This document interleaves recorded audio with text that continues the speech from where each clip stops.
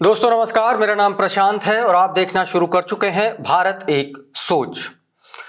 दोस्तों उत्तर प्रदेश में संभल में बीते 24 नवंबर को जो हिंसा हुई और उसमें जिस तरीके से 4 मुसलमान युवाओं की मौत हुई गोली लगने से, उसके बाद से लगातार समाजवादी पार्टी भारतीय जनता पार्टी की उत्तर प्रदेश की सरकार को घेर रही है।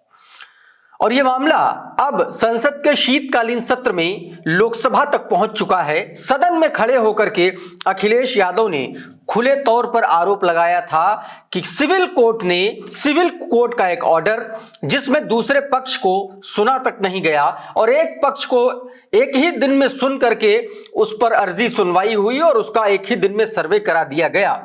इस पर सवाल खड़े किए और सीधे तौर पर अखिलेश यादव ने कहा कि यह दंगा उत्तर प्रदेश की भारतीय जनता पार्टी की सरकार ने जानबूझकर कराया ताकि यूपी उपचुनाव में जो सरकार और प्रशासन ने मिलकर के बेईमानी की है उसको छिपाया जा सके, उस खबर को दबाया जा सके। संभल के शाही जामा मस्जिद के खिलाफ 19/11/2024 को सिविल जज सीनियर डिवीजन चंदौसी संभल में एक याचिका डाली गई। कोर्ट ने दूसरे पक्ष को सुने बगैर उसी दिन 19/11/2024 को सर्वे के आदेश दे दिए।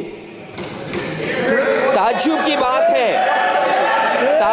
बात है संभल के जिलाधिकारी संभल और पुलिस अधीक्षक संभल आदेश को पढ़े बगैर 2 घंटे के बाद सर्वे के लिए पुलिस बल के साथ शाही जामा मस्जिद पहुंच गए।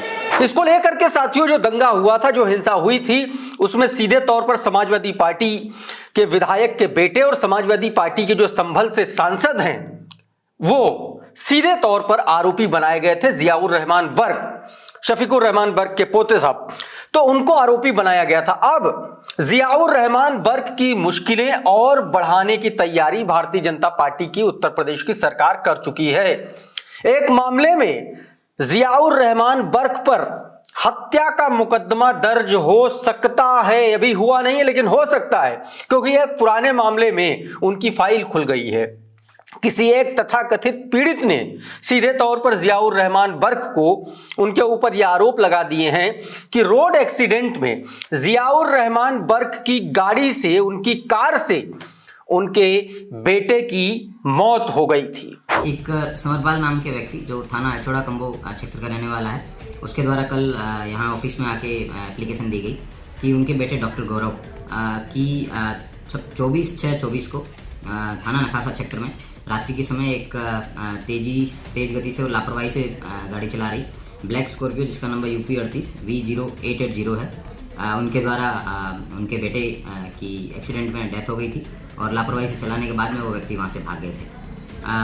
इन्होंने अपना ये व्यक्त किया कि इनकी चार्जशीट है वो गलत सेक्शन में लगा के कोर्ट भेज दी गई है और पुलिस की सांठगांठ के बारे में इन्होंने बताया।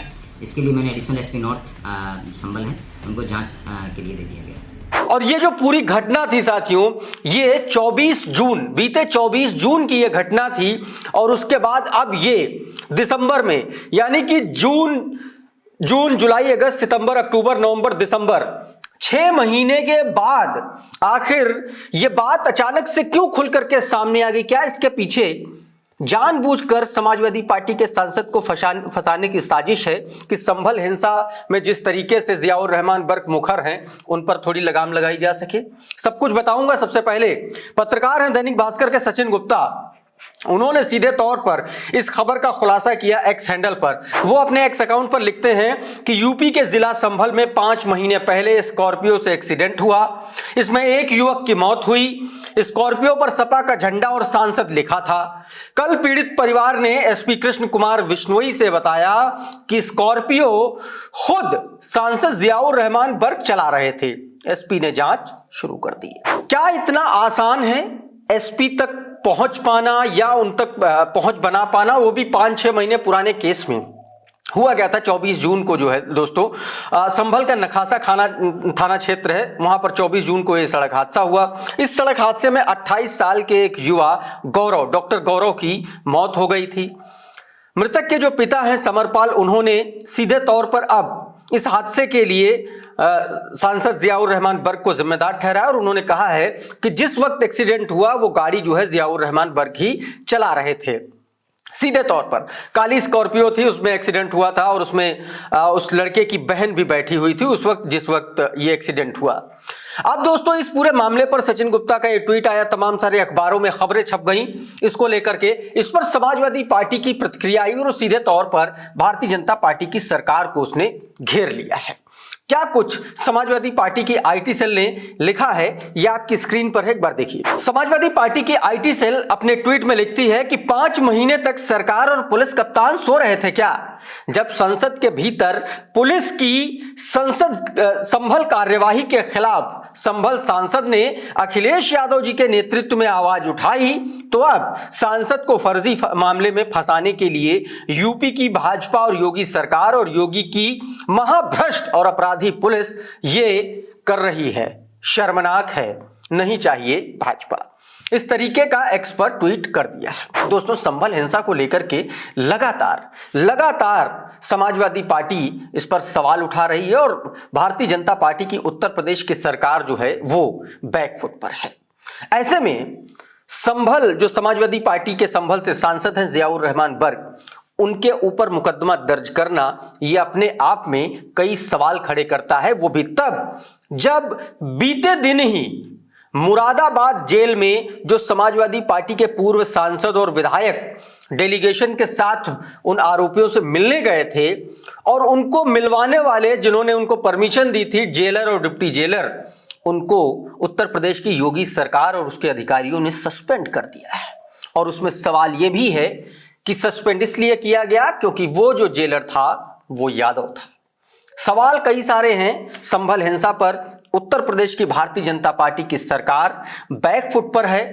देखना होगा कि इस पूरे मामले में जो न्यायिक आयोग के जरिए जो जांच कराई जा रही है, जिसकी बात कही गई है, उसमें क्या कुछ निकल के सामने आता है, क्योंकि विपक्ष का अभी तक कोई भी नेता, कोई भी सांसद, कोई भी विधायक, कोई भी पदाधिकारी अभी तक संभल पहुंच पाया नहीं है, क्योंकि 10 तारीख तक धारा 163 बीएनएस की धारा 163 संसद में संभल में इंपोज की हुई है। अब ये देखना होगा कि उसके बाद क्या कुछ संभल संभल मामले में जो भी अपडेट आता है उसमें क्या कार्रवाई होती है, ये देखना बड़ा दिलचस्प होगा दोस्तों। अभी के इस वीडियो में फिलहाल इतना ही। बहुत बहुत शुक्रिया, बहुत बहुत धन्यवाद। आप जुड़े रहिए भारत एक सोच के साथ। नमस्कार।